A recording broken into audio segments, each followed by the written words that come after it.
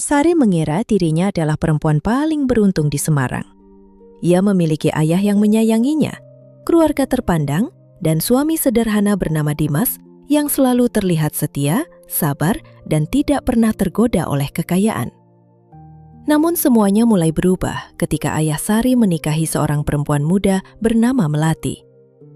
Tak lama kemudian, Melati melahirkan seorang bayi perempuan.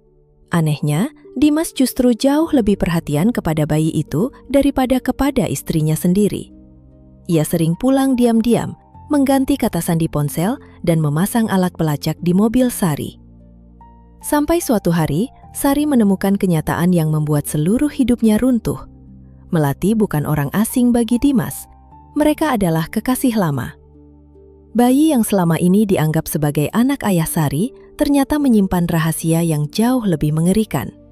Dan pernikahan Sari sejak awal mungkin bukan kisah cinta, melainkan bagian dari rencana besar untuk merebut seluruh harta keluarganya. Tetapi mereka tidak tahu satu hal. Perempuan yang mereka anggap lemah itu telah mengetahui semuanya dan sedang menyiapkan jebakan terakhir. Namaku Sari Wibowo. Sampai usia 26 tahun, hidupku selalu terasa seperti halaman rumah yang dipagari tinggi. Aman, terawat, tetapi membuatku tidak benar-benar tahu seperti apa dunia di luar sana. Ibuku meninggal ketika aku masih duduk di kelas 1 sekolah dasar. Sejak saat itu, ayah menjadi satu-satunya tempatku pulang. Namanya Surya Wibowo, pemilik sebuah perusahaan pemasok bahan bangunan dan kayu olahan di Semarang. Ayah memulai usahanya dari gudang kecil dekat pelabuhan Tanjung Emas, lalu membangun jaringan pemasok sampai ke Jepara, Kendal, dan Jawa Timur. Bagi para karyawan, ayah adalah pemimpin tegas yang tidak mudah percaya. Namun bagiku, ia tetap lelaki yang setiap pagi mengingatkanku sarapan dan tak pernah lupa membawa lumpia Semarang kesukaanku.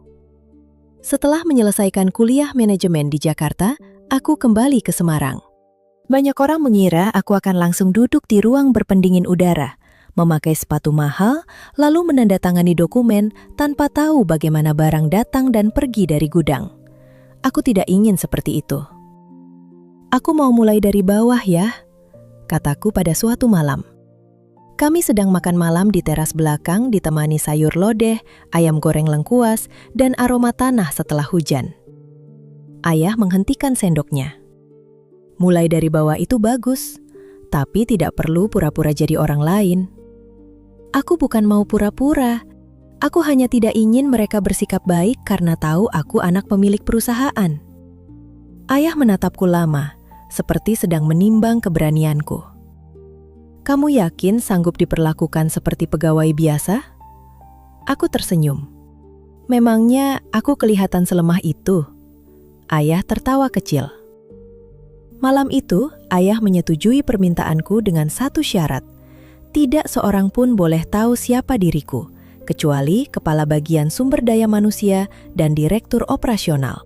Seminggu kemudian, aku mulai bekerja di bagian pembelian dengan nama Sari saja. Aku mengenakan kemeja putih sederhana dan meninggalkan mobil di rumah. Setiap pagi aku naik angkot, lalu berjalan dari jalan utama menuju kantor. Untuk pertama kalinya, tak ada orang yang membukakan pintu atau memanggilku Nona Sari. Sayangnya, dunia kerja tidak seindah bayanganku. Kepala bagianku bernama Bu Ratih. Usianya sekitar 40-an dan selalu tampil rapi. Di depan atasan suaranya lembut, tetapi di depan pegawai baru, ia berubah menjadi orang lain. Hari pertama, ia menyuruhku merapikan arsip lama yang sudah berdebu. Hari kedua, aku diminta membelikan kopi susu untuk satu ruangan. Hari ketiga, aku diminta menyalin ulang daftar pemasok yang sebenarnya sudah tersimpan di komputer. "Anak baru harus tahu tata krama," katanya sambil tersenyum tipis. "Di sini tidak cukup hanya pintar, harus bisa menempatkan diri." Aku mengangguk dan menahan kesal. Minggu berikutnya, aku diminta mengambil makan siang, membayar ongkos kurir, bahkan mengambil baju Bu Ratih dari penjahit. Ketika kutanya apakah itu tugas kantor, ia hanya menatapku dingin. "Kamu baru masuk, Sari. Jangan terlalu banyak bertanya. Nanti orang mengira kamu tidak bisa bekerja sama. Aku sebenarnya bisa saja menelpon ayah dan mengakhiri semuanya. Satu kalimat dariku cukup untuk membuat Bu Ratih kehilangan jabatan. Namun setiap kali amarahku hampir meledak, aku teringat ucapanku sendiri. Aku ingin tahu bagaimana rasanya menjadi pegawai biasa. Jadi aku bertahan. Bulan pertama terasa panjang. Apapun yang kulakukan selalu dianggap salah.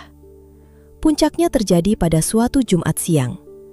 Hari itu udara Semarang terasa menyengat. Menjelang waktu sholat Jumat, Bu Ratih memanggilku. "Sari, belikan es kopi susu untuk semua orang. Yang dari kedai baru dekat Simpang 5 itu." "Berapa gelas, Bu?" "12. Jangan lupa punya saya tanpa gula." Aku menunggu ia memberiku uang, tetapi Bu Ratih justru kembali menatap layar komputer. "Uangnya, Bu." Ia mengangkat alis. "Pakai dulu uangmu, nanti saya ganti." Kalimat "nanti saya ganti" sudah terlalu sering kudengar. 3 kali sebelumnya, uangku tidak pernah kembali. Aku berdiri beberapa detik, berharap ia berubah pikiran. Tidak. Akhirnya aku pergi juga. Antrean panjang. Ketika kembali, lift sedang diperbaiki, sehingga aku harus menaiki tangga sambil membawa 2 kantong besar. Di depan ruangan, aku mendengar suara tawa. "Anak itu tahan juga ya," kata seseorang. Lalu terdengar suara Bu Ratih. "Biar saja, katanya lulusan Jakarta, paling cuma pintar bicara. Anak seperti dia perlu diajari supaya tidak merasa lebih tinggi dari orang lain." Beberapa orang tertawa. "Kalau disuruh beli ini itu masih mau, berarti memang cocok jadi pesuruh," sahut yang lain. Langkahku berhenti. Dadaku seketika terasa terbakar. Aku menarik napas, lalu mendorong pintu. Ruangan mendadak sunyi. Aku meletakkan 2 kantong minuman di meja Bu Ratih. Tidak terlalu keras, tetapi cukup untuk membuat beberapa gelas bergoyang. "Totalnya Rp324.000, Bu," kataku. Bu Ratih menatapku. "Ya sudah, taruh saja." "Uangnya sekarang, Bu." Beberapa pegawai saling pandang. Bu Ratih menyandarkan tubuh ke kursi. "Kamu sedang menagih saya di depan orang banyak?" "Saya hanya meminta uang yang memang harus dibayar, termasuk uang makan dan ongkos kurir minggu lalu." Wajahnya berubah sedikit. "Jaga nada bicaramu." Aku menatap lurus ke arahnya. "Saya datang ke sini untuk bekerja, Bu, bukan menjadi pesuruh pribadi. Kalau memang ada tugas kantor, saya kerjakan. Tapi kalau disuruh mengambil baju, membeli makanan, atau membayar keperluan satu ruangan dengan uang sendiri, saya rasa itu sudah bukan bagian dari pekerjaan saya." Tak ada satupun yang berani bicara. Bu Ratih membuka laci, mengambil beberapa lembar uang, lalu meletakkannya di meja dengan gerakan tajam. "Baik," katanya. "Kalau kamu sangat ingin pekerjaan sungguhan, saya beri pekerjaan sungguhan." Ia mengeluarkan 4 map besar dan menjatuhkannya di mejaku. "Fotokopi semua dokumen ini, masing-masing 50 rangkap. Pisahkan berdasarkan pemasok, tanggal, dan nomor kontrak. Senin pagi harus sudah selesai." Aku memandangi tumpukan dokumen itu. Sebagian bahkan tidak lagi relevan. Jelas ia sengaja ingin menghukumku. "Baik, Bu," jawabku. Sore itu semua orang pulang. Azan maghrib terdengar ketika aku masih berdiri di depan mesin fotokopi. Mesin itu terus-menerus panas dan beberapa kali macet. Tanganku mulai hitam terkena tinta. Aku belum makan sejak siang. Perutku terasa perih, tetapi gengsi membuatku bertahan. Saat itulah seorang laki-laki yang belum pernah kulihat sebelumnya masuk ke ruangan sambil membawa tas ransel hitam. "Kamu Sari?" tanyanya. Aku menoleh. "Iya." "Namaku Dimas Saputra, pegawai baru di bagian logistik." Ia mengenakan kemeja biru muda dengan lengan digulung. Wajahnya tidak mencolok, tetapi sorot matanya menenangkan. "Kamu belum pulang?" tanyaku. Dimas mengangkat 1 bungkus kertas minyak. Saya tadi beli nasi kucing dekat pos satpam. Pak Bowo bilang ada orang yang masih kerja sendirian di atas. Aku tidak lapar. Pada saat yang sama, perutku berbunyi cukup keras. Dimas menahan senyum. Kalau begitu, anggap saja perutmu yang lapar. Aku merasa malu, tetapi akhirnya menerima makanan itu. Isinya nasi, oseng tempe, sambal, dan telur pindang. Saat itu, rasanya lebih nikmat daripada hidangan restoran. Dimas melihat tumpukan dokumen di mejaku. Semua ini harus selesai malam ini. Senin pagi. Kalau sendirian, mungkin sampai besok subuh. Aku tahu. Ia meletakkan tasnya. Saya bantu. Aku buru-buru menggeleng. Jangan, kamu baru masuk. Kalau Bu Ratih tahu, kamu bisa ikut kena masalah. Dimas mengangkat bahu. Kalau membantu orang menyelesaikan pekerjaan dianggap masalah, berarti tempat ini memang perlu banyak diperbaiki. Aku menatapnya, mencoba menilai apakah ia hanya sedang mencari perhatian. Namun wajahnya tampak biasa saja, tidak ada senyum berlebihan, tidak ada nada menggoda. Kami bekerja sampai hampir pukul 11. Dimas membagi dokumen dan memperbaiki mesin yang macet. Ia bercerita bahwa ayahnya telah meninggal, ibunya berjualan gorengan di Ungaran, dan ia berhenti kuliah karena tak mampu membayar biaya. "Apa kamu tidak menyesal?" tanyaku. "Menyesal tidak membuat uang kuliah kembali," jawabnya sambil tersenyum. "Lebih baik cari jalan lain." Jawaban itu sederhana, tetapi melekat di kepalaku. Sejak malam itu, kami menjadi dekat. Kami sering makan soto ayam di belakang gudang. Kadang ia membawakanku tahu bakso buatan ibunya, dan aku membawa kue lapis dari rumah. Dimas tidak banyak bertanya tentang keluargaku. Ia tahu aku pernah kuliah di Jakarta, tetapi tidak pernah memaksaku menjelaskan lebih jauh. Ketika aku bilang ayahku hanya seorang pedagang bahan bangunan, ia mengangguk tanpa rasa ingin tahu berlebihan. Bu Ratih tentu saja tidak menyukai kedekatan kami. Setelah tahu Dimas sering membantuku, Bu Ratih memberinya jadwal paling berat. Namun ia hampir tidak pernah mengeluh. Suatu sore, hujan turun deras. Jalan depan kantor tergenang, angkot sulit ditemukan, dan aku berdiri di bawah kanopi sambil memeluk tas. Dimas datang dengan sepeda motor tua. Ia memakai jas hujan 2 potong yang warnanya sudah pudar. "Ayo, saya antar," katanya. "Aku bisa menunggu angkot?" "Kalau menunggu, mungkin sampai Isya." Aku ragu. Rumahku berada di kawasan yang cukup mewah. Jika ia mengantarku sampai depan, kebohonganku bisa terbongkar. "Aku turun di dekat pasar saja," kataku cepat. Dimas tidak bertanya. Ia hanya menyerahkan helm cadangan. Sepanjang perjalanan, bau tanah basah bercampur aroma sate dari pedagang kaki lima. Aku merasa benar-benar kembali ke rumah. Dimas menurunkanku dekat sebuah minimarket, beberapa kilometer dari rumah. Sebelum pergi, ia menyerahkan payung lipat kecil. "Bawa saja." "Nanti kamu bagaimana?" "Saya pakai jas hujan." "Besok ku kembalikan." "Tidak perlu buru-buru." Entah mengapa, kalimat itu membuat dadaku terasa hangat. 3 bulan setelah kami pertama kali bertemu, Dimas menyatakan perasaannya. Tidak ada makan malam mewah, tidak ada bunga besar.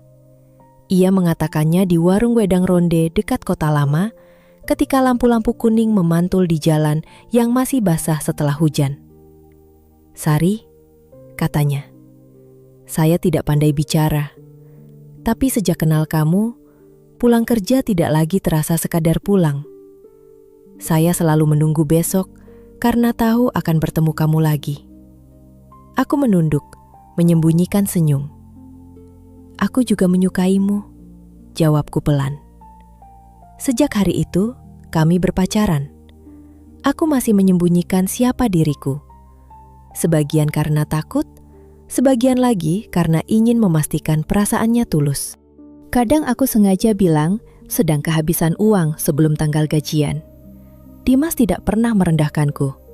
Ia membagi makanan atau meminjamkan uang tanpa banyak bertanya.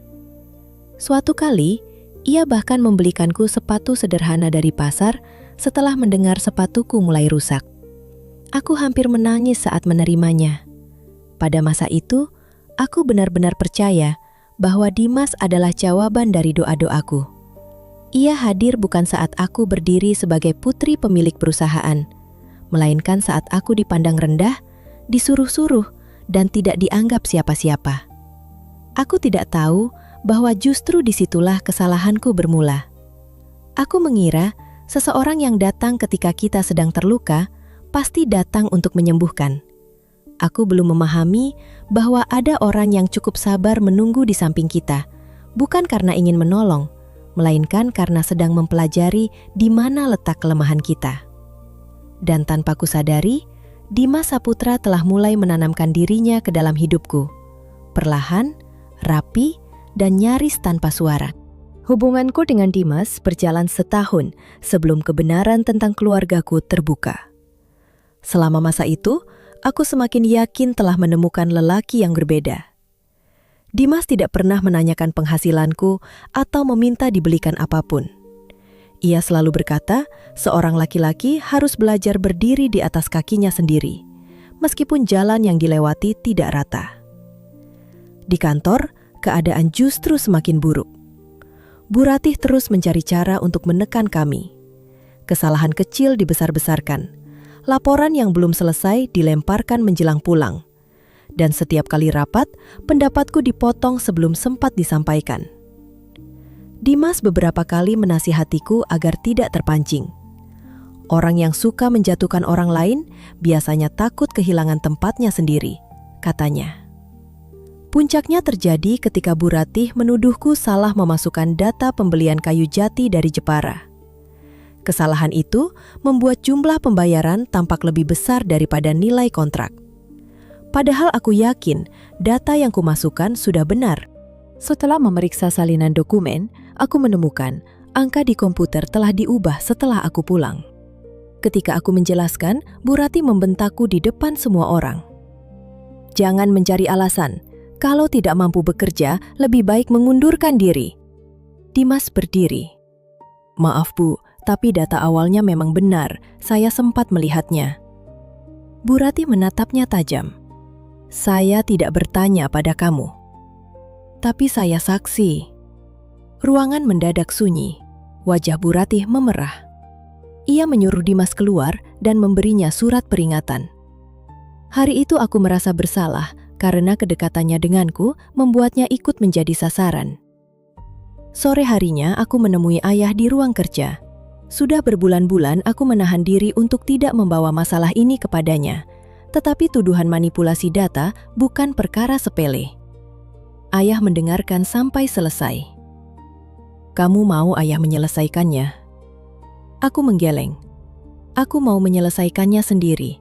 Tapi kali ini aku tidak akan diam. Kalau begitu, pastikan kamu punya bukti. Dengan bantuan Kepala Bagian Teknologi Informasi yang mengetahui identitasku, riwayat perubahan data berhasil diperiksa. Hasilnya jelas. Angka diubah menggunakan akun Bu Ratih pada pukul 8 malam, 2 jam setelah aku pulang. Rekaman kamera juga menunjukkan ia kembali ke ruangan pada jam itu. Aku menunggu sampai rapat evaluasi bulanan. Ketika Bu Ratih membawa surat rekomendasi pemecatanku, aku meletakkan hasil pemeriksaan sistem di atas meja. Kalau saya melakukan kesalahan, saya siap bertanggung jawab, kataku. Tapi data ini menunjukkan perubahan dilakukan dari akun Bu Ratih. Ia mencoba menyangkal. Direktur operasional lalu bertanya, bagaimana aku bisa meminta pemeriksaan internal tanpa izin kepala bagian? Saat itulah ayah berdiri. Karena Sari bukan hanya pegawai bagian pembelian, katanya tenang. Dia putri saya dan salah satu pemegang saham perusahaan ini. Semua orang menoleh kepadaku. Wajah Bu Ratih pucat, sedangkan beberapa pegawai yang dulu menyuruhku membeli makanan menundukkan kepala. Aku tidak merasa menang, hanya lelah. Bu Ratih diberhentikan karena manipulasi data dan penyalahgunaan wewenang. Aku dipindahkan ke posisi yang sesuai dengan pendidikan dan tanggung jawabku. Namun orang yang paling ingin kutemui hari itu justru menghilang. Dimas tidak datang bekerja keesokan harinya. Di mejanya hanya ada amplop putih berisi surat pengunduran diri. Aku menelepon berkali-kali, tetapi tidak dijawab. Setelah 2 hari, aku pergi ke rumahnya di Ungaran. Rumah itu kecil, berdinding bata yang belum seluruhnya diplester. Di halaman ada gerobak gorengan dan beberapa pot cabai. Ibunya menyambutku dengan ramah, lalu mengatakan Dimas mengurung diri di kamar. Aku mengetuk pintu. "Mas Dimas, ini aku." Beberapa saat kemudian, ia membuka. Wajahnya kusut dan matanya lelah. "Kamu seharusnya tidak datang," katanya. "Kenapa kamu mengundurkan diri?" Dimas tertawa pendek. "Karena saya tidak tahu lagi posisi saya. Selama ini saya pikir kita sama, 2 orang biasa yang berusaha bertahan. Ternyata kamu hanya sedang menguji kehidupan orang lain." Ucapan itu menusukku. Aku tidak pernah bermaksud mempermainkanmu. Tapi kamu bohong. Aku menyembunyikan identitasku iya, tapi perasaanku tidak pernah bohong. Ia memalingkan wajah. "Kamu tahu apa yang orang-orang akan katakan kalau saya kembali? Mereka akan bilang saya mendekati kamu karena uang. Aku tidak peduli, tapi saya peduli." Aku mendekat. Aku menyembunyikan semuanya karena takut. Seumur hidup, orang-orang bersikap baik karena tahu siapa ayahku. Aku hanya ingin sekali saja bertemu seseorang yang melihatku sebagai Sari, bukan sebagai Putri Surya Wibowo. Dan sekarang kamu sudah mendapat jawabannya? Aku mendapatkannya saat bertemu kamu. Aku menjelaskan semuanya dan meminta satu kesempatan. Butuh waktu berminggu-minggu sebelum Dimas bersedia kembali ke kantor. Ia memilih tetap bekerja sebagai staf biasa dan menolak tawaran jabatan yang lebih tinggi. Hubungan kami tidak langsung pulih. Ia menjadi lebih pendiam, sementara aku belajar bahwa kepercayaan harus dibangun ulang sedikit demi sedikit. Sikapnya yang menjaga jarak justru membuatku semakin yakin bahwa ia tidak mengejar kekayaan keluargaku. Ketika ayah mengetahui kami kembali bersama, reaksinya jauh dari baik. "Dari semua laki-laki yang kamu kenal, kenapa harus dia?" tanyanya saat sarapan. "Karena aku mencintainya." Cinta tidak cukup untuk membangun rumah tangga. Ayah juga pernah mencintai ibu? Wajah ayah berubah. Justru karena ayah tahu rasanya kehilangan orang yang dicintai, ayah tidak ingin kamu menyerahkan hidup kepada orang yang salah. Ayah menyelidiki latar belakang Dimas. Ia mengetahui keluarga Dimas memiliki utang lama, ibunya sakit-sakitan, dan adiknya masih sekolah. Semua itu membuat ayah semakin curiga. Beberapa hari kemudian, Dimas dipanggil ke ruang kerja ayah. "Belakangan aku tahu, ayah memintanya menjauh dariku dan menawarkan sejumlah uang agar ia mengundurkan diri serta pindah kota." Dimas menolak. "Kenapa kamu tidak bilang?" tanyaku. "Karena itu urusan saya dengan ayahmu." "Ayahku menghinamu." "Dia sedang melindungi anaknya." Jawaban itu membuatku terdiam. Ayah lalu memindahkannya sementara ke gudang Kendal dan menugaskannya menangani pemasok yang terkenal keras kepala. Dimas menerima semuanya tanpa protes. Beberapa minggu kemudian, ia berhasil menyelesaikan tunggakan tanpa menaikkan biaya. Ketika ayah menyinggung bahwa ia bisa memakai namaku untuk mendapat kemudahan, Dimas menjawab, "Kalau saya memakai nama Sari, berarti semua kecurigaan Bapak benar." Untuk pertama kalinya, sorot mata ayah berubah. Belum menjadi penerimaan, tetapi tidak lagi sepenuhnya meremehkan. 6 bulan kemudian, Dimas melamarku. Ia datang bersama ibunya dan seorang paman yang dituakan dalam keluarga. Mereka membawa buah, jajanan pasar, dan kain batik sebagai tanda kesungguhan. Tidak ada kemewahan. Ibunya bahkan tampak gugup ketika duduk di ruang tamu kami. Dimas berbicara langsung kepada ayah. "Saya tahu saya tidak punya kedudukan yang sebanding dengan keluarga Bapak. Tapi saya datang bukan untuk meminta bagian dari harta keluarga ini. Saya datang untuk meminta izin menjaga Sari. Ayah tidak segera menjawab. Ia meminta waktu 3 hari. Pada malam ketiga, ayah memanggilku. "Kamu yakin dengan pilihanmu?" "Yakin. Kalau suatu hari dia berubah, aku akan menghadapi akibatnya." Ayah menghela napas. Akibat dari salah memilih pasangan bisa lebih panjang daripada umur rasa cinta itu sendiri. Aku menggenggam tangannya. Aku tidak meminta ayah menjamin Dimas tidak akan pernah menyakitiku. Aku hanya meminta ayah percaya bahwa aku sudah memikirkan pilihanku. Akhirnya, ayah memberi restu. Pernikahan kami dilangsungkan di Semarang dengan adat Jawa yang sederhana tetapi hikmat. Aku mengenakan kebaya putih gading, sedangkan Dimas memakai beskap gelap dan blangkon. Saat prosesi sungkeman, mata ayah berkaca-kaca. Setelah akad, Dimas mencium keningku dan berbisik, "Terima kasih sudah memilih saya." Saat itu aku merasa seluruh perjuangan kami terbayar. Pada awal pernikahan, Dimas bersikeras agar kami tinggal di rumah kecil sewaan dekat kantor. Ia tidak mau tinggal di rumah ayah karena takut dianggap menumpang hidup. Rumah itu sempit, tetapi aku bahagia. Kami membeli bubur ayam di ujung gang dan memasak makan malam bergantian. Ketika kesehatan ayah mulai menurun, aku meminta kami pindah ke rumahnya. Dimas menolak karena takut dianggap menumpang hidup. Kami bertengkar untuk pertama kalinya, tetapi akhirnya ia setuju demi ayah. Sejak tinggal bersama, Dimas menjadi menantu yang hampir sempurna. Ia bangun pagi untuk menemani ayah berjalan kaki, memastikan obat tersedia, mengantar kontrol, dan sering duduk bersamanya membahas kondisi gudang. Di rumah, ia membantu segala hal, dari memasak sampai memperbaiki keran. Para pekerja menyukainya karena ia tidak pernah bicara kasar. Di kantor, ia tetap disiplin dan tidak menggunakan fasilitas keluarga untuk keperluan pribadi. Ayah perlahan melunak. Suatu hari, ayah menawarkan posisi kepala logistik kepadanya. Dimas menolak. "Saya belum pantas, Pak. Masih banyak orang yang lebih lama bekerja." Baru setelah ayah mengatakan penunjukan itu berdasarkan hasil evaluasi, bukan hubungan keluarga, Dimas bersedia menerima.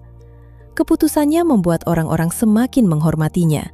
Bahkan mereka yang dulu menuduhnya mendekatiku demi harta mulai diam. Ketika perusahaan membuka gudang baru di Surabaya, Dimas berhasil menyelesaikan perizinan yang lama tertunda. Setelah itu, ayah menjadikannya asisten untuk urusan operasional. "Dimas punya kepala dingin," kata ayah kepadaku. Aku tersenyum bangga. Setiap malam, Dimas sering membicarakan masa depan. Ia ingin memiliki rumah sendiri, membawa ibunya berhaji, dan mempunyai 2 anak. Namun, 2 tahun pernikahan berlalu dan aku belum juga hamil. Dokter mengatakan tidak ada masalah serius, kami hanya perlu lebih tenang. Dimas tidak pernah menyalahkanku. "Tidak apa-apa," katanya sambil memelukku. "Kita punya banyak waktu." Hal itu membuatku semakin merasa beruntung. Saat itu, aku tidak melihat satu pun tanda yang membuatku curiga. Semua gerakannya tampak tulus.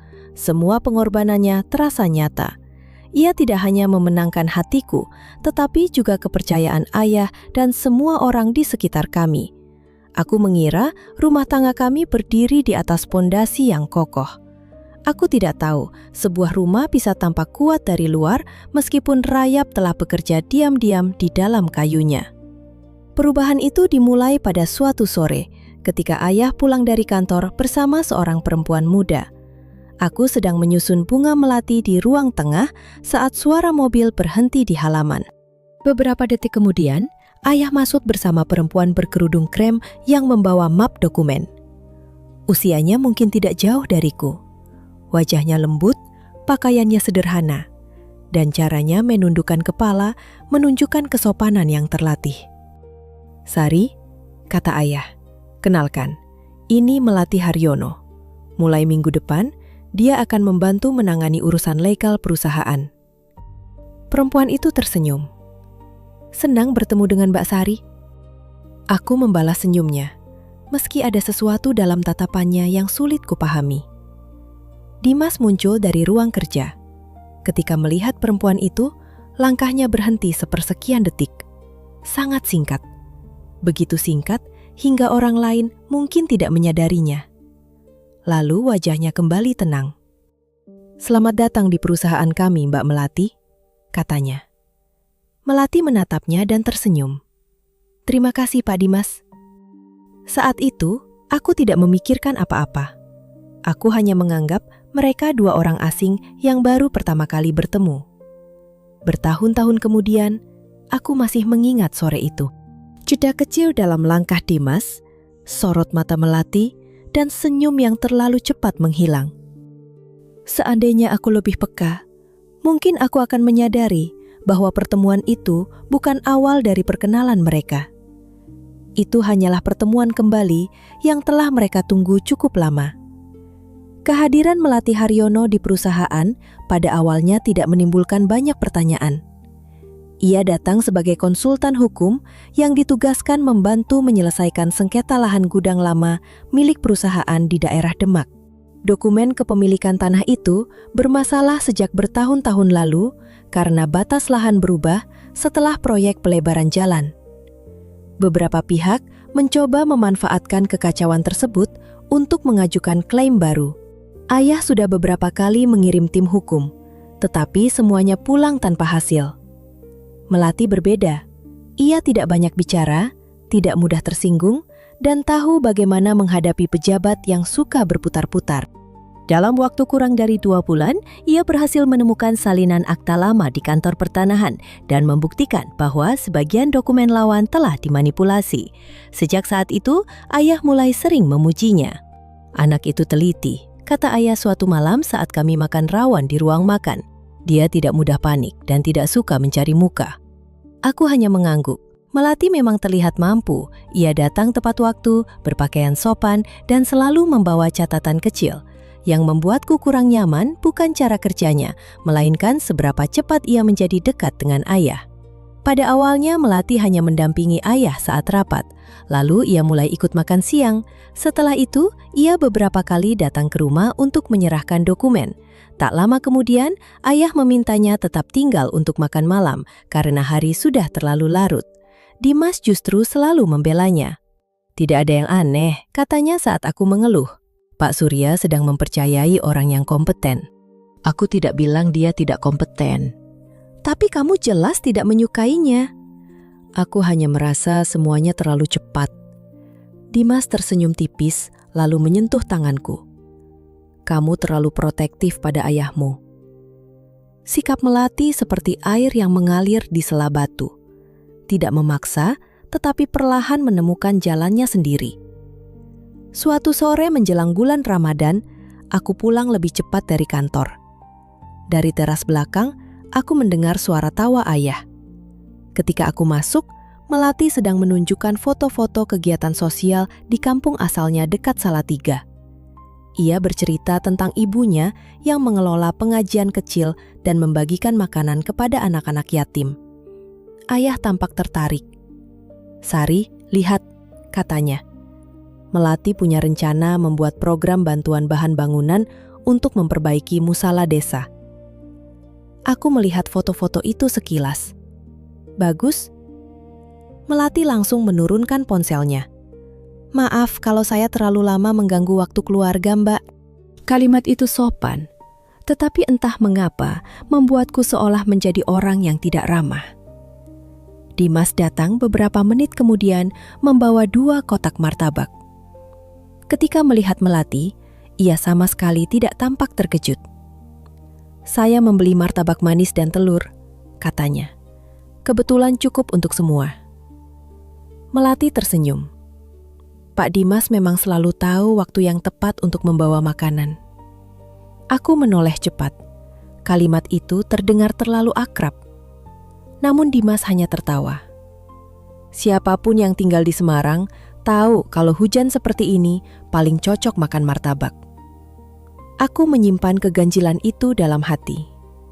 2 minggu setelah Lebaran, ayah mengajak kami makan malam di sebuah restoran di kawasan Kota Lama. Ia memilih ruangan pribadi dan tampak lebih gugup daripada saat menghadapi rapat besar. Melati duduk di sampingnya. Setelah makanan datang, ayah meletakkan sendok dan memandangku.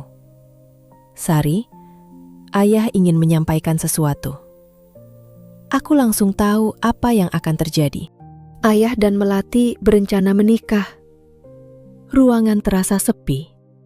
Suara musik keroncong dari aula depan terdengar sangat jauh. "Ayah serius?" tanyaku. Ayah mengangguk. "Sejak kapan?" "Sudah beberapa bulan kami saling mengenal." "Beberapa bulan? Ayah mau menikahi orang yang baru dikenal beberapa bulan?" "Sari," tegur Dimas pelan. Aku mengabaikannya. "Dia hampir seumuranku." Ayah menarik nafas panjang. Umur bukan satu-satunya ukuran kedewasaan. Aku menatap Melati. "Dan kamu? Kamu benar-benar mencintai ayah?" Melati mengangkat wajah. Matanya berkaca-kaca, tetapi suaranya tetap tenang. "Saya tahu Mbak Sari sulit menerima saya. Saya tidak berniat menggantikan almarhumah ibu Mbak. Saya hanya ingin mendampingi Pak Surya." Jawaban itu terdengar terlalu sempurna. Aku berdiri dan berjalan keluar restoran. Dimas menyusul, lalu memegang lenganku di trotoar. "Tenang dulu." "Bagaimana aku bisa tenang? Pak Surya bukan anak kecil." "Aku tahu." "Kalau tahu, kenapa kamu memperlakukannya seolah dia tidak bisa mengambil keputusan?" Aku menatapnya dengan marah. "Kamu membela siapa?" "Aku membela kewajaran. Seumur hidup ayahmu sudah hidup untukmu. Mungkin sekarang waktunya kamu memberi dia kesempatan memikirkan dirinya sendiri." Ucapan itu menghantam bagian paling rapuh dalam diriku. Aku menahan air mata. Dimas melunak lalu memelukku. "Aku mengerti kamu takut," bisiknya. "Tapi kamu tetap putri ayahmu. Tidak ada yang bisa mengambil tempatmu." Beberapa hari kemudian, kabar lain datang. Ayah memanggilku dan Dimas ke ruang kerjanya. Melati juga ada di sana, duduk dengan tangan saling menggenggam. "Ada hal lain yang perlu kalian ketahui," kata ayah. "Melati sedang mengandung." Aku memandang ayah, lalu Melati, lalu Dimas. Suamiku justru tampak paling tenang. Karena itu kami ingin akad dilaksanakan secepatnya. Lanjut ayah, tidak perlu pesta besar. Aku ingin menolak, tetapi kata-kata tidak keluar. Jika Melati benar-benar mengandung anak ayah, apalagi yang bisa kulakukan? Di kamar malam itu, aku duduk di depan meja rias tanpa menyalakan lampu utama. Dimas datang membawa segelas susu hangat. "Aku akan punya adik yang usianya lebih muda daripada anak-anak sepupuku," kataku. "Tidak ada yang salah dengan itu. Aku merasa rumah ini tidak lagi sama." Dimas menggenggam tanganku. "Rumah berubah karena orang di dalamnya berubah. Tapi kamu tetap putri ayahmu." Aku menatapnya. "Kamu benar-benar tidak curiga sedikit pun pada Melati?" Dimas terdiam sepersekian detik sebelum menjawab. Aku melihat bagaimana dia memperlakukan Pak Surya. Mungkin kita harus memberinya kesempatan. Akad nikah dilangsungkan di rumah pada Jumat pagi. Hanya keluarga dekat dan beberapa sahabat ayah yang hadir. Melati mengenakan kebaya hijau pucat dan kerudung sederhana. Ayah tampak bahagia, meskipun wajahnya juga menunjukkan kecemasan menunggu reaksiku. Saat penghulu menyatakan pernikahan sah, semua orang mengucap syukur. Aku ikut tersenyum, tetapi terasa seperti mengenakan topeng. Setelah acara, ayah meminta agar aku memanggil Melati dengan sebutan ibu. Aku menolak halus. "Aku akan memanggilnya Mbak Melati," kataku. Ayah tampak kecewa, tetapi Melati segera berkata, "Tidak apa-apa, Pak, saya tidak ingin memaksa." Sekali lagi, ia berhasil tampil sebagai pihak yang paling pengertian. Minggu-minggu pertama setelah pernikahan berjalan canggung. Melati menempati kamar besar di sayap timur bersama ayah. Ia tidak mengubah banyak hal di rumah, tetapi kehadirannya terasa di mana-mana. Ada selendang miliknya di ruang keluarga, sandal baru di teras, botol jamu di dapur, dan suara langkahnya pada pagi hari. Karena kehamilannya, ayah melarangnya terlalu sering ke kantor. Namun Melati bersikeras tetap bekerja sampai kandungannya membesar. "Aku tidak mau hanya duduk di rumah," katanya saat makan malam. "Aku masih bisa membantu urusan legal." Ayah menggeleng. "Kamu harus istirahat." Dimas ikut berbicara. "Pak Surya benar, pekerjaan bisa kami tangani. Kesehatan Mbak Melati dan bayi lebih penting." Aku menoleh kepadanya. Ia terdengar terlalu peduli. Melati tersenyum. "Pak Dimas selalu memikirkan semua orang. Sudah menjadi tanggung jawab keluarga," jawab Dimas. Kata keluarga membuatku tidak nyaman. Sejak Melati lebih banyak tinggal di rumah, Dimas sering membawakannya makan siang. Ia berdalih perjalanan dari kantor ke rumah tidak jauh, dan ayah terlalu sibuk untuk pulang. Awalnya aku tidak mempermasalahkan hal itu. Dimas memang dikenal perhatian, namun kebiasaan itu menjadi terlalu rutin. Hampir setiap hari, menjelang siang, ia menghilang dari kantor selama 1 jam. "Kita punya orang di rumah yang bisa membelikan makanan," kataku. "Dia sedang mengandung adikmu, Sari." Nada suaranya lembut, tetapi membuatku merasa seperti orang yang kejam. Suatu siang, aku pulang tanpa memberi kabar karena tertinggal sebuah dokumen. Dari dapur, ku dengar Dimas dan Melati berbicara pelan. Aku tidak bisa menangkap seluruh kalimatnya. Hanya terdengar Melati berkata, "Jangan terlalu sering ke sini, nanti dia curiga." Lalu Dimas menjawab sesuatu yang tidak jelas. Aku berdiri diam di lorong.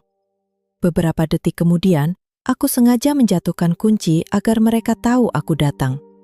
Percakapan itu langsung berhenti. Dimas keluar dari dapur sambil membawa mangkuk sup. "Kamu pulang?" Aku mengambil dokumen. Melati muncul di belakangnya. "Pak Dimas hanya membantu memanaskan sup. Saya tadi merasa pusing." Aku menatap mereka bergantian. Tidak ada bukti apapun, hanya keganjilan yang tipis seperti asap. Di mobil menuju kantor, aku bertanya kepada Dimas tentang ucapan yang kudengar. Melati bilang jangan terlalu sering ke sini. Dimas tampak berpikir sejenak. Dia tidak enak karena aku sering meninggalkan kantor untuk membawakan makanan. Kenapa dia bilang aku akan curiga? Karena dia tahu kamu belum percaya kepadanya. Jawaban itu kembali terdengar masuk akal. Aku mulai membenci diriku sendiri karena terus curiga. Mungkin benar aku terlalu sensitif. Mungkin aku sedang mencari kesalahan pada perempuan yang tidak kusukai. Beberapa bulan kemudian, Melati melahirkan seorang bayi perempuan. Persalinannya terjadi lebih awal dari perkiraan, tetapi bayi itu sehat. Ayah memberinya nama Nara Wibowo. Saat pertama kali melihat Nara, sebagian kebencianku mencair. Bayi itu sangat kecil, dengan rambut hitam lebat dan tangan yang terus menggenggam. Ayah berdiri di samping tempat tidur sambil menangis bahagia. Ia menyuruhku menggendong Nara. "Dia adikmu," katanya. Aku menerima tubuh mungil itu dengan tangan gemetar. Nara membuka mata sebentar, lalu kembali tidur. Dimas berdiri di belakangku. Wajahnya berubah saat melihat bayi itu. Ada kelembutan yang belum pernah kulihat sebelumnya, seolah ia sedang menatap sesuatu yang telah lama dirindukan. "Cantik sekali," katanya pelan. Sejak hari itu, Dimas hampir tidak pernah jauh dari Nara. Ia membeli baju bayi, belajar membuat susu, dan sering menggendongnya sampai tertidur. Kalau Nara menangis malam-malam, Dimas yang pertama bangun meskipun kamarnya berada di ujung lorong. Aku pernah menertawakannya. "Kamu lebih sibuk daripada ayahnya sendiri." Dimas mencium keningku. "Aku sedang latihan supaya nanti siap kalau kita punya anak." Aku tersenyum, tetapi ada rasa asing yang menyusup. Semakin besar Nara, semakin jelas beberapa bentuk wajahnya. Garis alisnya, bentuk dagunya, dan cara ia tersenyum samar-samar mengingatkanku pada seseorang. Pada suatu sore, ketika Dimas menggendong Nara di halaman, Mbok Rini berkata tanpa berpikir panjang, "Kalau dilihat begini, Nara malah mirip Pak Dimas." Semua orang tertawa, kecuali aku. Dimas cepat menjawab, "Mungkin karena setiap hari melihat wajah saya." Melati menunduk sambil tersenyum. Aku ikut tertawa agar tidak terlihat aneh. Tetapi malam itu, ucapan Mbok Rini terus berputar di kepalaku. Aku meyakinkan diri bahwa kemiripan bisa muncul karena kebetulan. Lagi pula, bayi sering berubah wajah. Aku tidak boleh mengotori kebahagiaan ayah dengan dugaan tanpa dasar. Saat itu aku masih percaya bahwa keraguan hanyalah bayangan yang muncul karena hatiku belum menerima Melati sepenuhnya. Aku belum tahu bayangan itu sebenarnya berasal dari sesuatu yang nyata. Dan semakin lama, sesuatu yang nyata itu tumbuh di depan mataku sendiri. Seiring berjalannya waktu, rumah kami semakin ramai, tetapi aku justru merasa semakin sendirian. Nara tumbuh sehat dan ceria. Ia selalu mengulurkan tangan setiap kali Dimas pulang. Dimas hafal jam tidurnya dan bisa menenangkan tangisnya lebih cepat daripada Melati. "Dia memang cocok sekali jadi ayah," kata Mbok Rini suatu hari. Aku tersenyum, tetapi kalimat itu meninggalkan rasa pahit. Di tengah kesibukan perusahaan, ayah mulai sering batuk dan kehilangan nafsu makan. Ia menganggapnya hanya kelelahan. Tetapi suatu malam, aku mendengar napasnya terengah-engah. Aku memaksanya pergi ke rumah sakit. Setelah pemeriksaan panjang, dokter menemukan masalah pada jantung dan tekanan darahnya. Kondisinya belum terlalu parah, tetapi dokter menyarankan pemeriksaan lanjutan di Singapura karena ada penyempitan pembuluh yang harus dipantau. Aku panik. Ayah justru terlihat tenang. "Jangan membuat wajah seperti dunia akan berakhir," katanya. "Ayah hanya perlu berobat." 2 minggu kemudian, ia memutuskan berangkat berbulan-bulan. Sebelum pergi, ia mengadakan rapat keluarga di ruang makan. "Untuk sementara, urusan perusahaan kalian tangani bersama," katanya kepadaku dan Dimas. Sari mengawasi keuangan dan kontrak. Dimas mengurus operasional. Dimas mengangguk cepat. "Bapak tenang saja. Semua akan saya jaga." Melati duduk di sisi ayah sambil menggenggam lengannya. "Saya ikut saja." Ayah menolak. "Nara masih kecil, lebih baik kamu di rumah." Dimas ikut menenangkan. "Kami semua di sini, Mbak Melati tidak perlu cemas." Cara mereka saling pandang membuat dadaku sesak. Pada hari keberangkatan, aku memeluk ayah lama. Ia berbisik agar aku berhati-hati dan tidak terlalu mudah percaya pada siapapun. Setelah ayah pergi, Dimas menjadi semakin sibuk. Ia sering pulang larut dengan alasan makan malam bersama pemasok. Kadang ia tidak pulang dan mengatakan harus menginap di gudang luar kota. Ia tetap mengirim pesan, tetapi kalimatnya terasa seperti kewajiban. "Sudah makan, jangan menunggu, aku pulang terlambat." Aku mulai merindukan percakapan kami yang dulu. Suatu malam, kami berencana makan di luar. Sudah lama kami tidak menghabiskan waktu berdua. Dimas awalnya menolak karena khawatir Melati makan sendirian. Tetapi setelah aku marah, ia akhirnya setuju. Kami bertemu di restoran kecil dekat marina. Dimas datang membawa bunga mawar dan memelukku dari belakang. Saat itulah aku mencium aroma yang sangat kukenal. Bukan parfum laki-laki, itu wangi minyak melati yang selalu dipakai Melati setelah mandi. Sepanjang makan, aku memperhatikan kerah bajunya dan caranya menghindari tatapanku. Ketika pulang, Melati berdiri di teras dengan wajah dingin.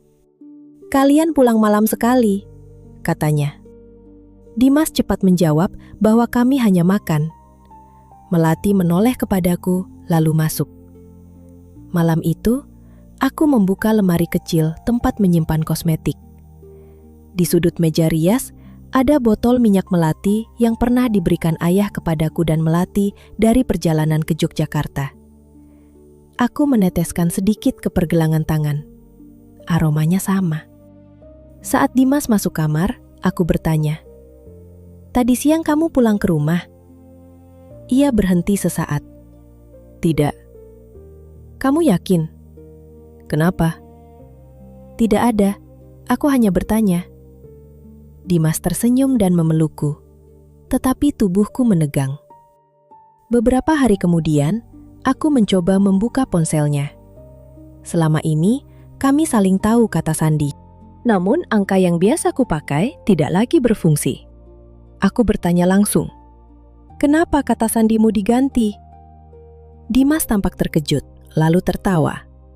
"Ponselku sempat dipinjam staf gudang. Aku takut data perusahaan terbuka." "Kamu tidak memberitahuku." "Memangnya aku harus melaporkan semua hal kecil?" Nada suaranya tidak kasar, tetapi cukup untuk membuatku diam.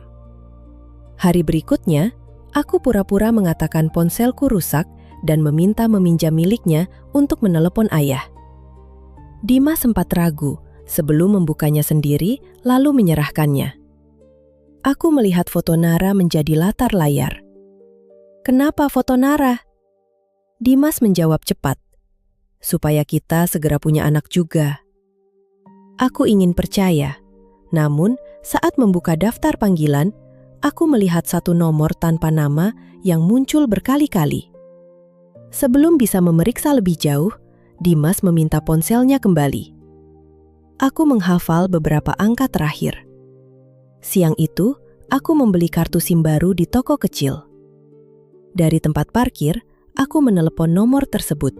Setelah 3 kali dering, seseorang menjawab. "Halo?" Itu suara Melati. Aku mengubah suara dan berpura-pura sebagai petugas asuransi. Melati memotong lalu menutup telepon. Tanganku gemetar. Mengapa Dimas menyimpan nomor rahasianya tanpa nama? Malam itu aku tidak tidur.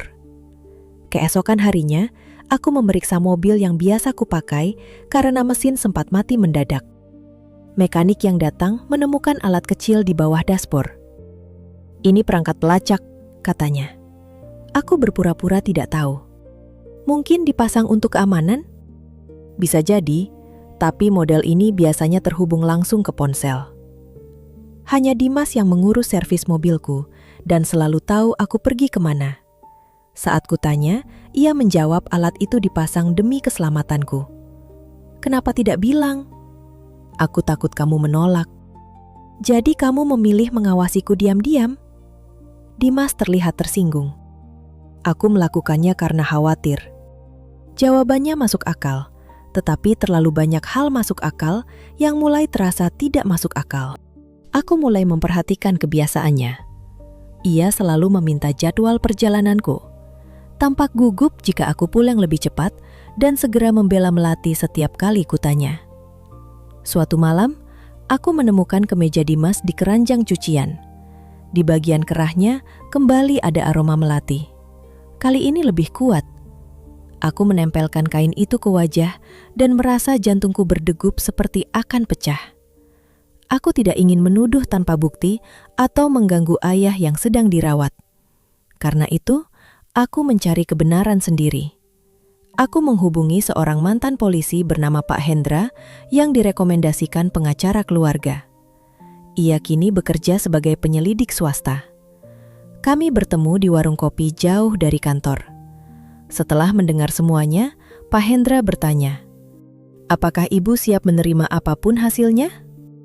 Aku mengangguk, meskipun sebenarnya tidak. Kami membuat rencana.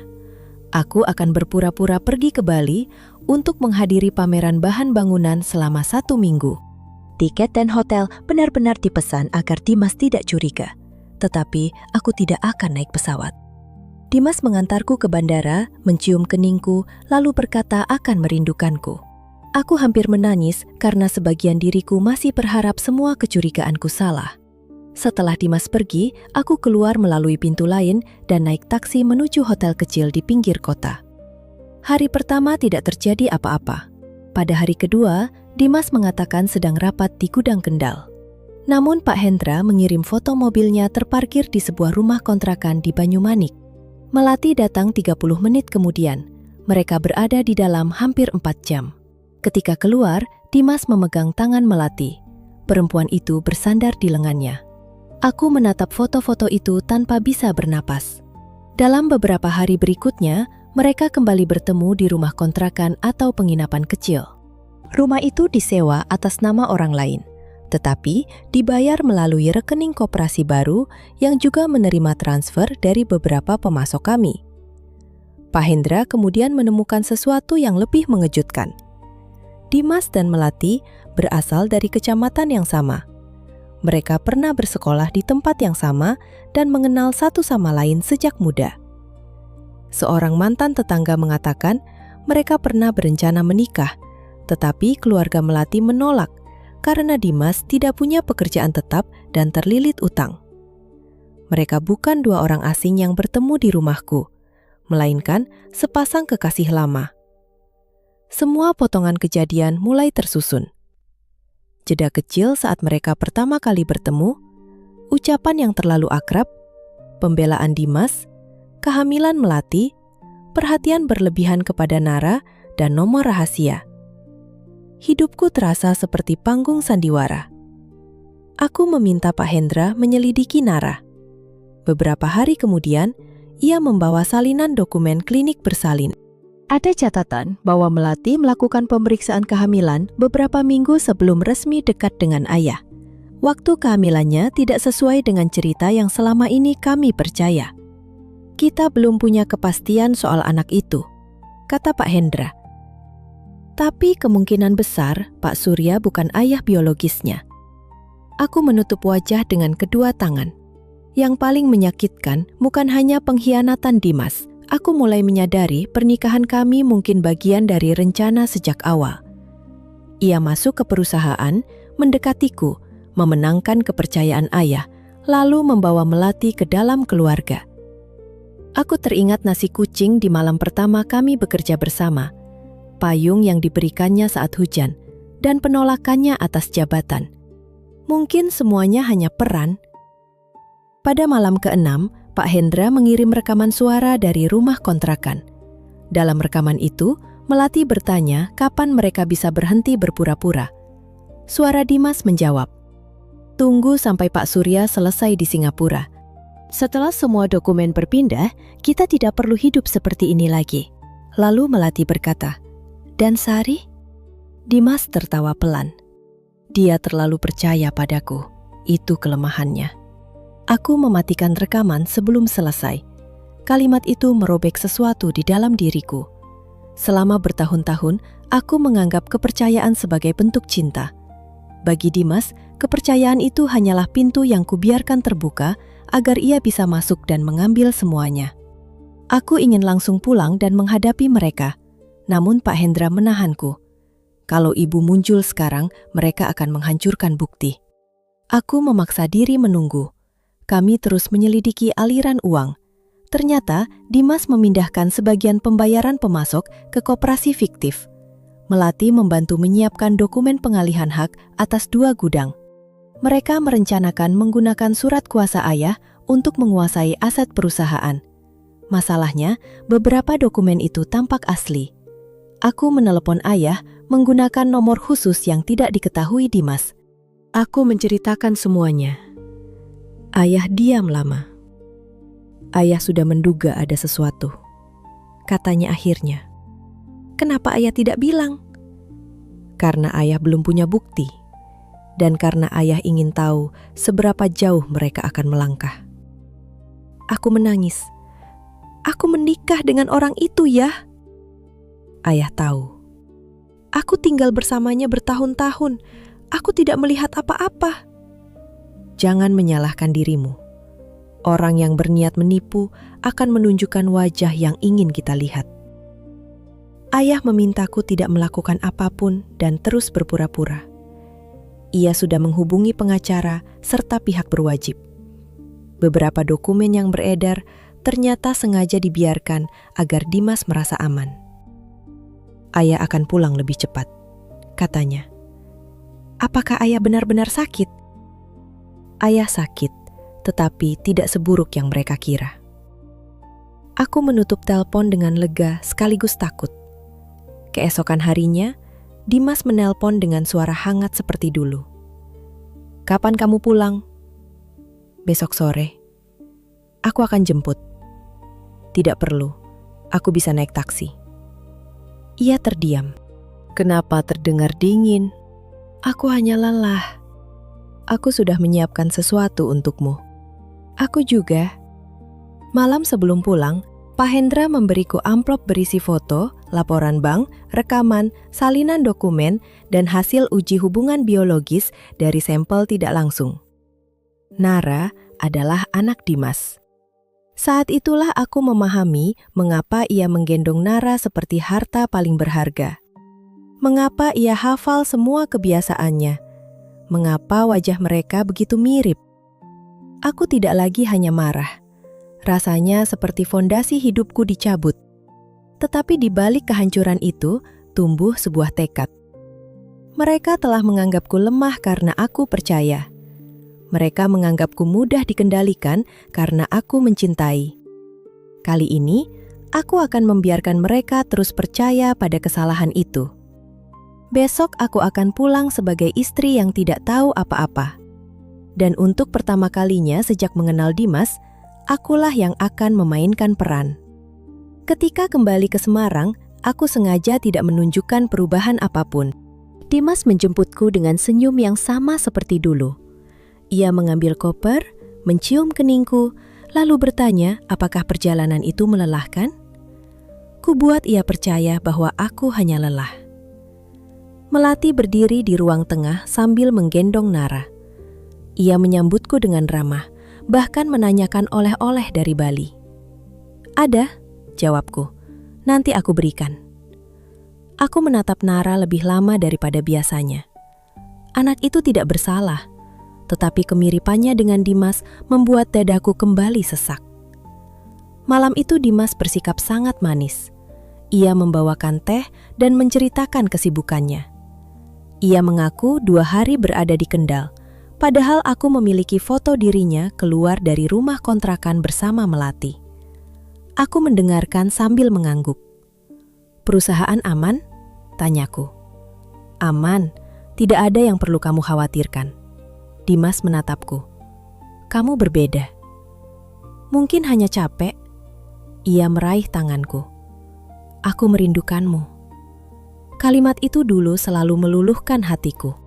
Kini terdengar seperti dialog yang dihafalkan seorang pemain sandiwara. Beberapa hari berikutnya, aku tetap pergi ke kantor dan duduk satu meja dengan mereka seolah tidak terjadi apa-apa. Ayah memberi kabar bahwa ia akan pulang diam-diam. Hanya aku, Pak Hendra, pengacara keluarga, dan 2 orang penyidik yang mengetahuinya. Kami harus membuat Dimas dan Melati menunjukkan niat mereka. Ayah sengaja mengabarkan bahwa kondisinya memburuk. Sementara pengacara keluarga menyampaikan bahwa beberapa dokumen pengalihan wewenang akan segera diberlakukan. Reaksi mereka lebih cepat daripada perkiraanku. Dimas mengajakku bicara di ruang kerja. "Kalau kondisi Pak Surya belum membaik, kita harus memastikan perusahaan tetap berjalan," katanya. "Apa maksudmu?" "Beberapa keputusan tidak bisa terus menunggu tanda tangan beliau. Kita perlu mengaktifkan surat kuasa penuh." Aku berpura-pura ragu. "Bukankah itu terlalu besar?" Dimas mendekat. "Aku suamimu. Semua yang kulakukan untuk melindungi keluarga ini." Aku hampir tertawa mendengarnya. "Kalau begitu, siapkan dokumennya," kataku. "Aku akan baca." Mata Dimas tampak lega. Dokumen itu mengalihkan kuasa atas rekening perusahaan, 2 gudang, dan penandatanganan kontrak kepada Dimas. Aku menandatangani salinan yang sudah disiapkan pengacara dan seluruh proses direkam. Melati juga semakin berani. Ia meminta sebuah rumah di Yogyakarta dialihkan atas nama Nara. "Saya hanya ingin Nara punya tempat berlindung kalau sesuatu terjadi pada ayahnya," katanya. Kata ayahnya hampir membuatku kehilangan kendali, tetapi aku hanya tersenyum. Tentu, anak harus mendapatkan haknya. Beberapa hari kemudian, kami mengumumkan akan mengadakan selamatan ulang tahun Nara yang kedua. Ayah, melalui panggilan video yang sudah direkam sebelumnya, mengatakan ia tidak bisa hadir karena jadwal pemeriksaan. Ia meminta acara tetap dilakukan karena keluarga besar sudah diundang. Melati menyiapkan kebaya, catering, dekorasi, dan tumpeng besar. Dimas mengatur undangan. Mereka tampak yakin telah menjadi pusat keluarga Wibowo. Pada pagi acara, rumah dipenuhi aroma nasi kuning, ayam ingkung, dan bunga melati. Kerabat serta mitra bisnis lama ayah memenuhi halaman belakang. Dimas tampak tenang dalam batik coklat. Melati turun menggendong Nara dengan pakaian senada. Pak Hendra berada di antara tamu dengan pakaian batik sederhana. Dua penyidik menunggu di luar pagar. Pengacara keluarga duduk dekat meja utama membawa map hitam. Ayah bersembunyi di rumah tetangga, menunggu isyarat. Setelah doa dan pemotongan tumpeng, Dimas menyampaikan pesan agar keluarga tetap bersatu. Aku hampir tidak percaya ia berani menggunakan kata itu. Kemudian aku berdiri. Aku juga ingin menyampaikan sesuatu, kataku. Dimas menoleh. Ia jelas tidak menduga aku akan berbicara. Aku mengambil mikrofon. Terima kasih sudah datang. Hari ini juga waktu yang tepat membicarakan masa depan keluarga dan perusahaan. Melati tersenyum, mengira aku akan mengumumkan sesuatu yang menguntungkan mereka. Aku meminta pengacara keluarga membawa map ke depan.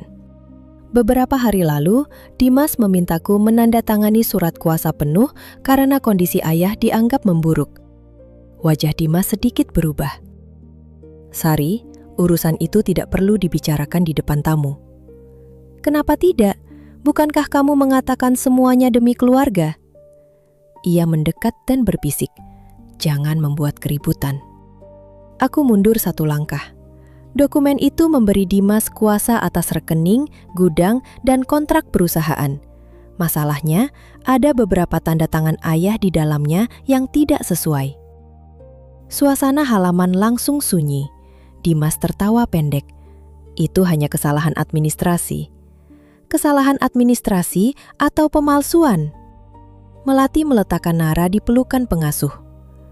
Mbak Sari, sebaiknya kita membicarakan ini setelah acara. Aku menatapnya. Kita juga perlu membicarakan rumah di Yogyakarta yang ingin kamu pindahkan atas nama Nara. Beberapa kerabat mulai berbisik. Dimas mengambil mikrofon dari tanganku. Tetapi Pak Hendra maju dan menghalanginya. Siapa orang ini? Bentak Dimas. Orang yang mengikuti kalian selama aku berada di Bali. Jawabku. Wajah Dimas seketika pucat. Aku meminta layar besar dinyalakan. Foto pertama muncul. Dimas dan Melati terlihat keluar dari rumah kontrakan di Banyumanik sambil bergandengan tangan. Foto berikutnya menunjukkan mereka masuk ke sebuah penginapan. Lalu rekaman video menampilkan Dimas memeluk Melati di halaman belakang rumah kontrakan. Terdengar seruan kaget dari para tamu. Melati langsung berteriak. Itu bisa saja diedit. Aku mengangguk. Karena itu ada rekaman suara, catatan pembayaran sewa, dan riwayat transfer dari koperasi yang kalian gunakan. Pengacara keluarga membuka map. Dimas berusaha tetap tenang. Sari, aku bisa menjelaskan. Jelaskan kenapa nomor Melati disimpan tanpa nama. Jelaskan alat pelacak di mobilku. Jelaskan kenapa uang pemasok masuk ke rekening koperasi fiktif. Ia tidak menjawab. Melati tiba-tiba berubah. Wajah lembutnya menghilang. Kalau memang sudah tahu, kenapa masih berpura-pura? Dimas menoleh kepadanya. Diam. Namun Melati justru tertawa.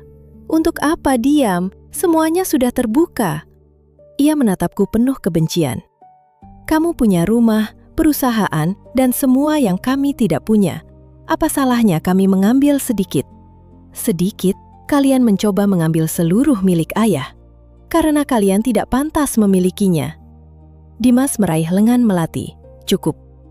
Melati menepis tangannya. Kamu takut sekarang? Bukankah kamu sendiri yang bilang Sari terlalu bodoh untuk menyadari apapun? Para tamu kembali gaduh. Aku menatap Dimas. Jadi benar, sejak awal kamu mendekatiku karena rencana ini. Dimas menunduk sesaat, lalu wajahnya mengeras. Mau jawaban jujur? Ya, awalnya memang begitu. Tapi aku sudah menjalani hidup bersamamu bertahun-tahun. Aku melakukan semua yang seorang suami lakukan. Tanpa pernah mencintaiku? Ia tidak menjawab. Diamnya lebih menyakitkan daripada pengakuan apapun. Melati menyela. Dia mencintaiku, selalu. Kamu hanya jalan masuk ke keluarga ini. Aku memaksa diriku tetap berdiri. Dan Nara? Melati tersenyum tipis. Nara adalah alasan kami bertahan. Dimas berkata pelan. Jangan bawa Nara ke dalam masalah ini. Kenapa? Karena dia anakmu. Seluruh halaman kembali senyap.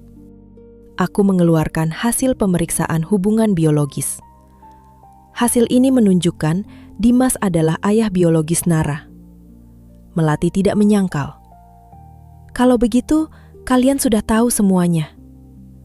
Untuk pertama kalinya, Dimas terlihat benar-benar takut. Kalian memakai ayahku untuk memberi nama dan masa depan kepada anak kalian. Dimas mencoba mendekat. Sari, dengarkan aku. Jangan sentuh aku. Melati tertawa pahit. Apapun yang kalian katakan, semuanya sudah terlambat. Saham dan aset sudah berpindah. Pak Surya sakit di luar negeri. Bahkan kalau dia kembali, dia tidak akan bisa membatalkan semuanya. Tepat setelah kalimat itu, suara ayah terdengar dari pintu ruang tengah. Siapa bilang saya tidak bisa? Semua orang menoleh. Ayah berjalan keluar ditemani dokter. Wajahnya lebih kurus, tatapannya tajam. Melati mundur sampai menabrak kursi. Pak, Bapak seharusnya di Singapura. Ayah menatapnya dingin. Saya sudah pulang sejak 2 hari lalu. Dimas berusaha mendekat. Pak, ini tidak seperti yang Bapak pikirkan. Apa yang harus saya pikirkan? Bahwa menantu yang saya percaya memalsukan tanda tangan saya? Bahwa istri saya melahirkan anak dari laki-laki lain dan memakai nama saya? Melati mulai menangis, tetapi ayah memotongnya. Air mata itu sudah terlalu sering kamu gunakan. Ia memberi isyarat kepada pengacara. Pengacara keluarga menjelaskan bahwa aset utama telah dipindahkan ke yayasan keluarga. Surat kuasa Dimas tidak memiliki kekuatan hukum, dan 2 gudang yang mereka incar bukan lagi milik pribadi ayah. Dimas mengambil dokumen dari tangan pengacara dan membacanya dengan cepat. Wajahnya semakin pucat. Ini tidak mungkin. Yang kalian tanda tangani bukan jalan menuju kepemilikan, kata ayah. Itu bukti bahwa kalian dengan sadar mencoba melakukan penipuan. Melati memandang Dimas dengan panik. Kamu bilang semuanya aman. Dimas membentaknya. Kamu juga yang mengurus dokumen. Mereka mulai saling menyalahkan di depan semua orang. Ayah lalu menatap Dimas. Kamu ingat pena yang saya berikan saat perusahaan membuka gudang Surabaya? Dimas tidak menjawab. Pena itu memiliki perekam suara. Saya ingin tahu bagaimana kamu bernegosiasi dengan pemasok. Ternyata saya juga merekam pembicaraan tentang uang yang kamu ambil dari perusahaan. Dimas menjatuhkan dokumen dari tangannya. Pada saat itu, 2 penyidik masuk melalui pintu samping bersama petugas lain. Mereka menunjukkan surat tugas dan meminta Dimas serta Melati tetap di tempat. Melati langsung berlutut di depan ayah. Maafkan saya. Saya hilaf. Semua ini karena Dimas. Dia yang merencanakan. Dimas menatapnya tidak percaya. Kamu bohong. Melati memegang kaki ayah. Demi Nara, jangan biarkan saya dibawa pergi. Ayah menarik kakinya. Jangan gunakan anak itu sebagai perisai. Nara tidak bersalah, tetapi kalian harus bertanggung jawab. Dimas kemudian berlutut di depanku. Sari, tolong. Kita pernah hidup sebagai suami istri. Tidak semuanya palsu. Aku memandang wajah yang pernah begitu kucintai. Kini yang kulihat hanyalah orang asing yang memakai kenangan kami untuk menyelamatkan dirinya. Kalau ada satu hal yang nyata, kataku, itu adalah kepercayaanku kepadamu. Dan kamu menghancurkannya dengan sadar. Dimas mencoba meraih tanganku, tetapi aku mundur. Petugas memborgol tangannya. Melati menangis dan memanggil Nara. Anak kecil itu ketakutan, lalu bersembunyi di pelukan pengasuh. Saat Dimas dibawa melewatiku, ia berbisik, "Aku pernah menyayangimu." Aku menjawab tanpa menoleh. Orang yang menyayangi tidak menjadikan hati orang lain sebagai tangga. Setelah kendaraan polisi pergi, para tamu masih berdiri dalam kebingungan. Aku tidak mendengar apapun. Ayah memegang bahuku. Ketika aku menatapnya, seluruh kekuatan yang kutahan sejak kembali dari hotel runtuh. Aku memeluk ayah dan menangis seperti anak kecil. "Aku tidak melihatnya ya," kataku. "Aku tidak melihat apa-apa." Ayah mengusap punggungku. "Bukan kamu yang salah karena percaya. Mereka yang salah karena mengkhianati kepercayaan itu." Di halaman, tumpeng ulang tahun Nara masih berdiri hampir utuh. Hiasan bunga masih segar dan lagu anak-anak masih terdengar pelan dari pengeras suara. Pesta itu seharusnya menjadi perayaan kehidupan seorang anak. Namun bagiku, hari itu menjadi pemakaman bagi seluruh kehidupan yang selama ini kupercaya nyata. Aku kehilangan suami dan kehilangan keyakinan bahwa ketulusan selalu dibalas dengan ketulusan. Tetapi mereka belum mengambil semuanya. Aku masih memiliki namaku, ayahku, dan keberanian untuk berdiri setelah dikhianati. Kali ini, aku tidak akan membiarkan siapapun menentukan akhir hidupku selain diriku sendiri. Setelah Dimas dan Melati dibawa pergi, rumah kami tidak langsung menjadi tenang. Justru sebaliknya, setiap sudut terasa menyimpan gema dari suara mereka. Kursi tempat Melati biasa duduk, cangkir yang sering dipakai Dimas, bahkan langkah kecil Nara di lorong, membuat semua yang terjadi kembali berputar di kepalaku. Malam itu para tamu pulang lebih cepat. Beberapa kerabat mencoba menghibur, tetapi aku tidak sanggup mendengar nasihat apapun. Aku mengunci diri di kamar dan duduk di lantai sampai larut. Di atas meja masih ada foto pernikahanku dengan Dimas. Dalam foto itu, ia tersenyum sambil menggenggam tanganku, seolah tidak akan pernah melepaskannya. Aku mengambil bingkai itu lalu membaliknya. Anehnya, aku tidak langsung membencinya. Rasa yang muncul jauh lebih rumit. Ada marah, malu, kecewa, dan rindu terhadap seseorang yang ternyata mungkin tidak pernah benar-benar ada. Aku merindukan Dimas yang membawakanku nasi kucing saat aku lembur, Dimas yang menjemputku saat hujan, dan Dimas yang menenangkan ketika aku takut kehilangan ayah. Namun setiap kenangan itu kini tercampur pertanyaan. Bagian mana yang tulus dan bagian mana yang hanya siasat?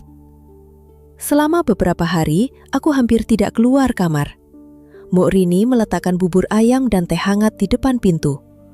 Ayah beberapa kali mengetuk, tetapi tidak memaksaku bicara. Pada hari kelima, aku mendengar Nara menangis di lorong. Tangisnya panjang dan serak karena terus memanggil ibunya. Pengasuhnya berusaha menenangkan, tetapi anak itu menolak makan. Aku membuka pintu. Nara berdiri dengan mata bengkak, memeluk boneka kelinci yang diberikan Dimas. Begitu melihatku, ia berlari dan memeluk kakiku. "Mama mana?" tanyanya. Aku tidak tahu harus menjawab apa. Aku mengangkatnya. Anak itu menempelkan wajah ke bahuku, masih terisak. Saat itulah aku menyadari bahwa pengkhianatan orang dewasa selalu melukai mereka yang tidak memahami apapun. Nara tidak memilih dilahirkan dari kebohongan. Ia hanya tahu dua orang yang selama ini ada di sisinya tiba-tiba menghilang. Aku membawanya ke dapur dan menyuapinya sedikit demi sedikit. Setiap kali ia menolak, aku mengajaknya menghitung potongan pisang di piring. Setelah hampir 1 jam, ia akhirnya menghabiskan setengah mangkuk bubur. Ayah memperhatikan dari pintu. "Kamu tidak harus memaksakan diri," katanya setelah Nara tertidur. "Aku tidak memaksakan diri. Setiap kali melihatnya, kamu mungkin akan mengingat mereka." Aku menatap wajah Nara. Itu bukan salahnya. Ayah duduk di sampingku. Wajahnya tampak jauh lebih tua daripada sebelum berangkat ke Singapura. Ayah juga berpikir begitu. Kami sepakat bahwa apapun keputusan hukum terhadap Dimas dan Melati, Nara harus tetap mendapatkan perlindungan. Untuk sementara, ia tinggal bersama kami karena keluarga Melati belum siap menerimanya dan ibu Dimas sedang sakit. Hari-hari berikutnya dipenuhi pemeriksaan dan permintaan keterangan. Setiap detail menjadi bukti, nomor rahasia, alat pelacak, dokumen gudang, rekaman percakapan, dan transfer ke koperasi palsu. Jumlah uang yang diselewengkan jauh lebih besar daripada perkiraanku. Dimas sudah memulainya sebelum Melati masuk ke perusahaan. Beberapa pemasok menaikkan tagihan, lalu selisihnya dialihkan melalui rekening perantara. Melati membantu memasukkan dokumen tanah agar aset dapat dipindahkan dengan harga murah. Aku juga mengetahui bahwa mereka telah kembali berhubungan sebelum pernikahan kami. Malam itu aku mengemas pakaian Dimas ke dalam kardus. Setiap benda membawa kenangan yang bukan lagi milikku. Namun semakin banyak yang kukemas, semakin ringan dadaku. Melepaskan bukan berarti melupakan, melainkan berhenti memberi masa lalu hak untuk menguasai hari ini.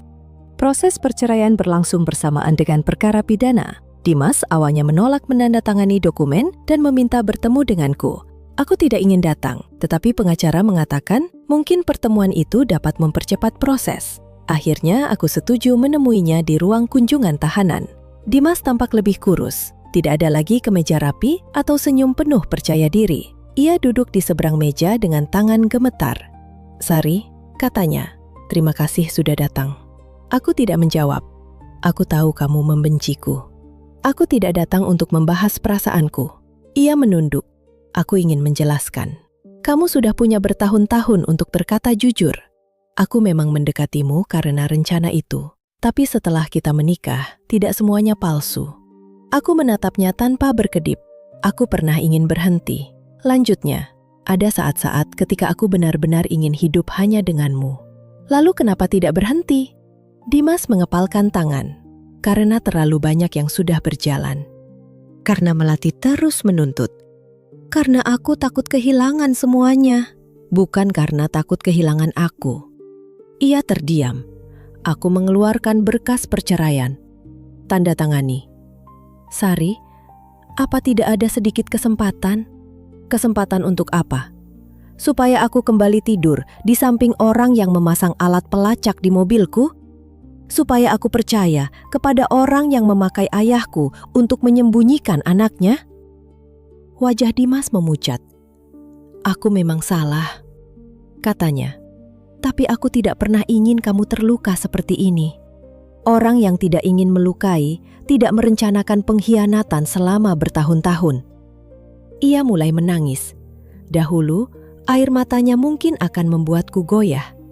Kini, aku hanya melihat seseorang yang akhirnya takut kehilangan kenyamanan yang ia bangun dari kebohongan. Dimas menandatangani berkas itu. Sebelum aku pergi, ia berkata, "Tolong jaga Nara." Aku berhenti di depan pintu.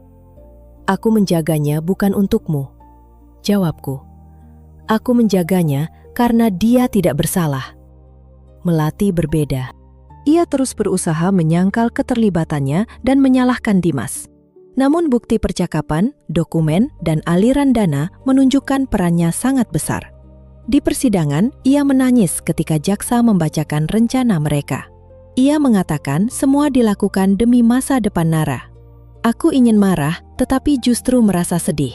Seorang ibu seharusnya membangun masa depan anak dengan kejujuran, bukan menjadikannya alasan untuk merampas milik orang lain.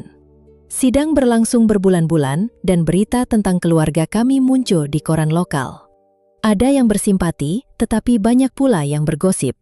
Pada awalnya, setiap komentar terasa seperti garam di luka. Aku berhenti membaca koran dan tidak menjawab telepon dari orang yang hanya ingin tahu cerita.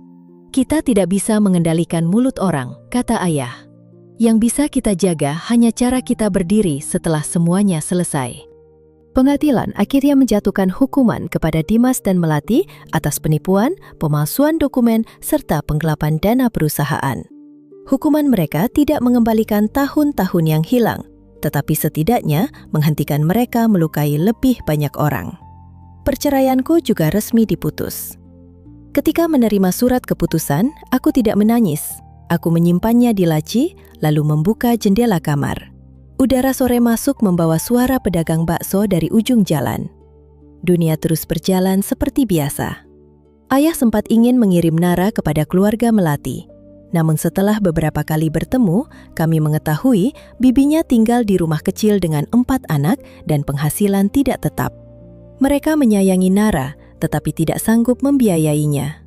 Setelah berdiskusi panjang, hak pengasuhan sementara diberikan kepada Bibi Melati. Sementara seluruh biaya hidup, sekolah, dan kesehatan Nara ditanggung melalui yayasan keluarga. Nara tetap sering tinggal di rumah kami pada akhir pekan. Keputusan itu bukan perkara mudah.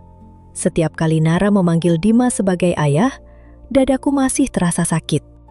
Namun semakin lama, aku belajar memisahkan wajah anak itu dari dosa orang tuanya. Nara tumbuh menjadi anak yang banyak bertanya. Saat usianya cukup untuk memahami, kami menjelaskan bahwa ibunya sedang menjalani hukuman karena melakukan kesalahan besar. Kami tidak menanamkan kebencian kepadanya. "Apakah Mama jahat?" tanyanya suatu malam. Aku menggeleng. "Mama melakukan hal yang salah. Orang yang kita sayangi bisa melakukan kesalahan besar, tapi kamu tidak bertanggung jawab atas kesalahan itu." "Apakah Tante Sari masih sayang Nara?" Aku memeluknya. "Selalu." Setelah semua perkara selesai, ayah memutuskan mundur dari kegiatan harian perusahaan. Kesehatannya memang membaik, tetapi dokter melarangnya bekerja terlalu keras. Tanggung jawab utama jatuh kepadaku. Pada hari pertama duduk di kursi ayah, aku merasa takut. Selama ini, Dimas selalu ada di bagian operasional, sementara ayah menjadi tempat terakhirku bertanya. Kini aku harus mengambil keputusan sendiri. Aku memeriksa ulang sistem perusahaan. Setiap pembayaran harus melalui pemeriksaan ganda, akses dokumen dibatasi, dan pegawai diberi jalur aman untuk melaporkan penyalahgunaan. Pengalamanku sebagai pegawai biasa membuatku paham bagaimana kekuasaan kecil dapat disalahgunakan. Tidak boleh ada lagi kepala bagian yang menjadikan pegawai baru sebagai pesuruh atau mempermalukan bawahan. Sebagian orang menganggapku terlalu keras, tetapi perlahan perusahaan menjadi lebih sehat. 2 tahun kemudian, perusahaan mendirikan pusat pendampingan hukum dan keuangan bagi perempuan yang menjadi korban penipuan dalam rumah tangga. Program itu lahir dari pengalamanku sendiri. Aku bertemu banyak perempuan yang kehilangan tabungan, dipakai namanya untuk berutang, atau tidak tahu aset keluarga telah dijual diam-diam. Dari mereka aku belajar bahwa rasa malu sering membuat korban memilih diam. Aku selalu mengatakan bahwa mempercayai orang yang kita cintai bukan kebodohan. Kesalahan berada pada orang yang menggunakan kepercayaan itu untuk menipu. Waktu mengubah banyak hal. Rumah kami kembali tenang. Kamar Melati dijadikan ruang baca, sedangkan barang-barang Dimas sudah lama disingkirkan. Ayah lebih sering berkebun dan mengajak Nara memberi makan ikan di kolam. Aku belum menikah lagi. Beberapa orang mencoba mendekat, tetapi aku tidak terburu-buru. Dulu aku mengira kebahagiaan harus hadir dalam bentuk pasangan dan keluarga yang sempurna. Sekarang aku tahu, hidup tetap utuh meskipun berjalan sendiri. Bukan berarti aku menutup hati. Aku hanya tidak lagi menyerahkan seluruh diriku kepada seseorang sebelum mengenal siapa dia ketika tidak sedang berusaha membuatku terkesan. Suatu pagi, aku mengajak ayah dan Nara pergi ke Jepara.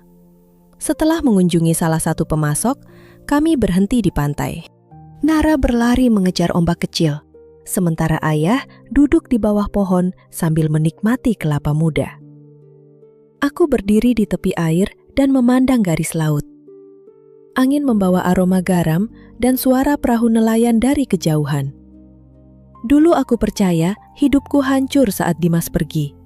Namun ternyata yang hancur hanyalah gambaran hidup yang dibangun di atas kebohongan. Di balik reruntuhan itu, masih ada ruang untuk membangun sesuatu yang lebih jujur. Ayah berdiri di sampingku. "Kamu baik-baik saja?" tanyanya. Aku mengangguk. "Sekarang iya." Ia menepuk bahuku. "Ibumu pasti bangga." Aku tersenyum sambil menahan air mata. Nara berlari menghampiri kami dengan kerang kecil di tangannya. Ia menyerahkannya kepadaku seperti sebuah harta. "Untuk Tante Sari," katanya. Aku menerima kerang itu dan memeluknya. Pada saat itu, aku sadar bahwa hidup tidak selalu memberi kita keluarga dalam bentuk yang kita rencanakan. Kadang keluarga lahir dari keputusan untuk tetap menjaga, bahkan setelah dikhianati. Aku pernah kehilangan kepercayaan kepada cinta, tetapi tidak kepada kebaikan. Aku pernah takut menjadi lemah karena terlalu tulus, tetapi kini aku tahu ketulusan bukan kelemahan.